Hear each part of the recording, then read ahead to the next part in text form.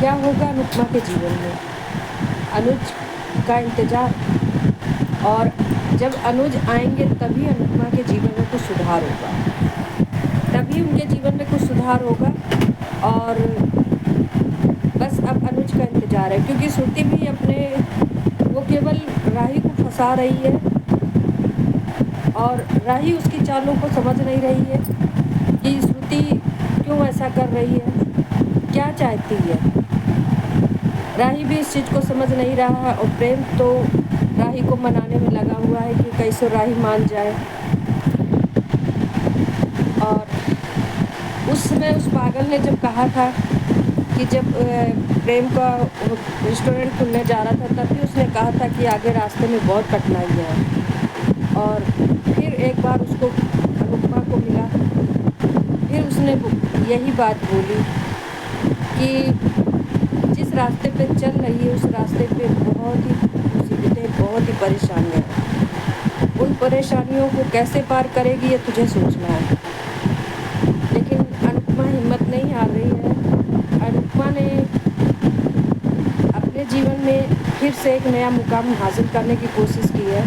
जो अन्नू की रसोई थी उसको रेस्टोरेंट के नाम से, लव कैफ़े के नाम से, लव यू जीवन कैफ़े के नाम से उसको चालू कर रही है और हिम्मत नहीं हार रही है। लेकिन हाँ, जब तक अनुज नहीं आते उसके जीवन में परेशानियाँ ही परेशानियाँ आती हैं। और अनुज की वापसी बहुत जल्दी होने वाली है, क्योंकि अनुज ने खुद ही बोला है कि अगर मुझे बुलाया जाएगा तो मैं ज़रूर आऊँगा दोबारा वापस वहाँ पर, और अनुज आएंगे, क्योंकि मुझे उम्मीद है और सभी लोगों को उम्मीद है, सभी लोग ये उम्मीद लगाए हैं कि अनुज आएंगे। तो दोस्तों, अनुपमा ने जितना बनराज के साथ सुख नहीं बिताया उतना अनुज के साथ सुख बिताया। लेकिन कहते हैं कि औरत का कोई घर नहीं होता। वही चीज़ अनुपमा सोच रही है और रो रही है कि बनराज ने उसे घर से निकाल दिया था कि ये मेरा घर है, इस घर से निकलो। फिर उसके जीवन में अनुज कपाड़िया जी आए। एक समय उनके साथ भी यही दौर हुआ, जो अनुज कपाड़िया ने उनको घर से निकाल दिया। और तब से वो रहती तो सब जगह है, लेकिन कोई उनका स्थिर ठिकाना नहीं। और इधर पाखी और तोसू नहीं चाहते हैं कि अनुपमा वहाँ पे रहे। और अनुपमा ने शाह हाउस में तो रहती ही नहीं है, वो तो अपनी माँ के घर रह रही है। फिर भी उनका जाना आना उसको पसंद नहीं है। इधर वसुंधरा जी पहली बार श्रुति के लिए सही फैसला ले रही हैं कि आखिर आप मुँह बोली माँ हैं, कैसी माँ हैं। अनुज कपाड़िया के साथ आप रहती थी, अनुपमा रहती थी। और तो अभी तो श्रुति ने अपना सब कुछ बायोडाटा घुमा दिया है और गौतम अपनी नेक्स्ट चाल पे लग गए हैं। उन्होंने जब श्रुति का पूरा बैकग्राउंड देखा तो उन्होंने ये सोचा कि अब ये नई चिड़िया है, इसको फंसाया जाए। अब क्या होता है, श्रुति उनके चाल में फंसती हैं या नहीं फंसती हैं, ये तो आने वाला वक्त ही बताएगा।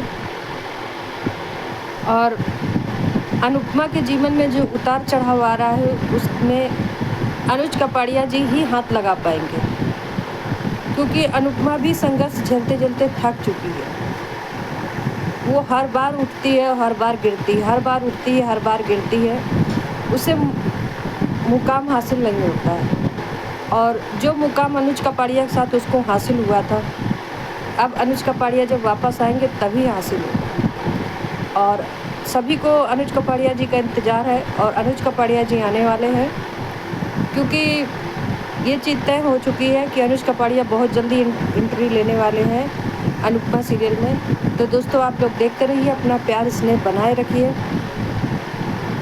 अनुज कपाड़िया की एंट्री कैसे होती है, किस धमाकेदार से होती है, और वो कैसे अनुपमा को कॉल करके बताते हैं कि मैं आ रहा हूँ। तो दोस्तों, अगर वीडियो अच्छा लगे तो लाइक और सब्सक्राइब ज़रूर कीजिएगा और ज़्यादा से ज़्यादा वीडियो शेयर कीजिएगा, जिससे मैं नेक्स्ट जानकारी आप लोगों को दे सकूं। और दोस्तों, राधे राधे। फिर मिलते हैं आप लोग के साथ। Thank you so much.